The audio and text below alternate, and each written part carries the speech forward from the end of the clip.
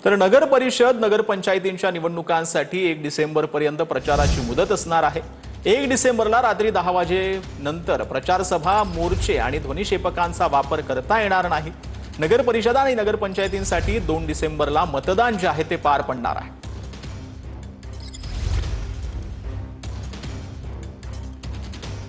तर मतदार यादीत आणि आरक्षणात घोळ असल्याचा आरोप जरांगे पाटलांनी केलाय। कोण चोरटे आहेत आम्हाला कळालं असं जरांगे पाटलांनी म्हटलं। 27% आरक्षण किंवा 100 जागा कुठून आल्या? जरांगे पाटलांनी हा सवाल केला। आमच्या नोंदी सापडलेल्या असताना सुद्धा देऊ नका असं सांगतात असं देखील जरांगे पाटलांनी म्हटलं। घोळच आहे मतदार यादीत हे ना आरक्षणात बी। आता या 15 दिवसात आम्हाला माहित झालं कोण चोट्टे आहेत कोण काय आहेत।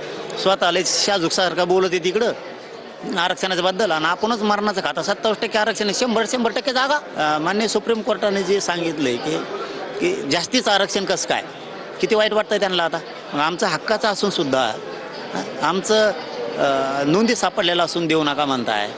एका दिवस 10% आरक्षण आम्हाला दिलं वेगळं, ते कोर्टात तुम्ही चॅलेंज करताय। तर शेवटी आता नियतीलाच मान्य नाही तुमचं आरक्षण सुद्धा।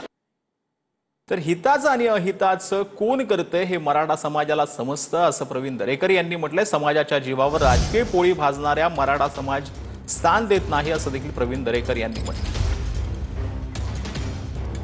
मराठा समाजाची लोक सुबुद्ध आहेत, त्यांना समजतं आपल्या हिताचं कोण करतंय आपल्या अहिताचं कोण करतंय। त्यांना योग्य वाटेल तो निर्णय घेत असतात। म्हणून मराठा समाजाच्या जीवावर राजकीय पोळी कोण भाजत असेल तर त्याला मराठा समाज स्थान देत नाही। तर युतीत असूनही माझ्यावर टीका का असा सवाल अशोक चव्हाण यांनी केलेला आहे। गुलाबराव पाटलांच्या टीकेनंतर अशोक चव्हाण यांनी हा सवाल केलाय। तर अशोक चव्हाणांसारख्या मोठ्या नेत्यांना अशा गोष्टी बोलू नये असं प्रत्युत्तर गुलाबराव पाटलांनी दिलं।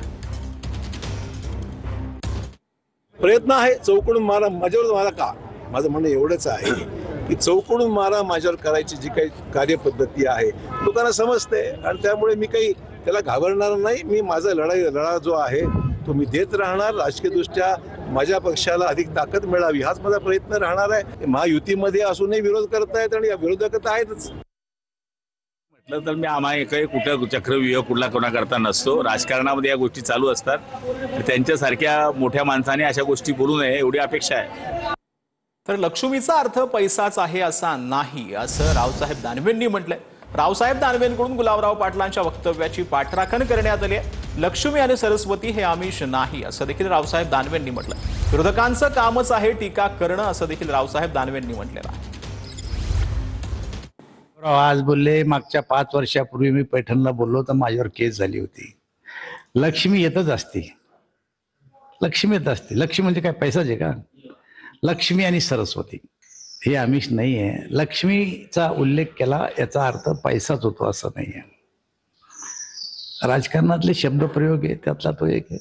विरोधकाचं कामच टीका करणं आहे। आम्ही 35 वर्ष टीका केली दुसऱ्यावर, आज आम्ही सत्तेत आहे। आज आमची जबाबदारी विरोधकावर देऊन टाकली, आम्ही करा टीका आमच्यावर। निवडणुकीच्या माध्यमातून लक्ष्मी दर्शन होत असेल तर करून घ्या असं खासदार भास्कर बगरेंनी अजब वक्तव्य केलेलं आहे। विरोधकांकडे कष्टाची संपत्ती नाही भास्कर बगरे यांनी टीका केली आहे। विरोधकांकडून पैसे घ्या पण मतदान आमच्या उमेदवाराला करा, पवारांच्या राष्ट्रवादीचे खासदार भास्कर बगरे यांनी हे वक्तव्य केलं। लक्ष्मी दर्शन होतंय ना, करून घ्या।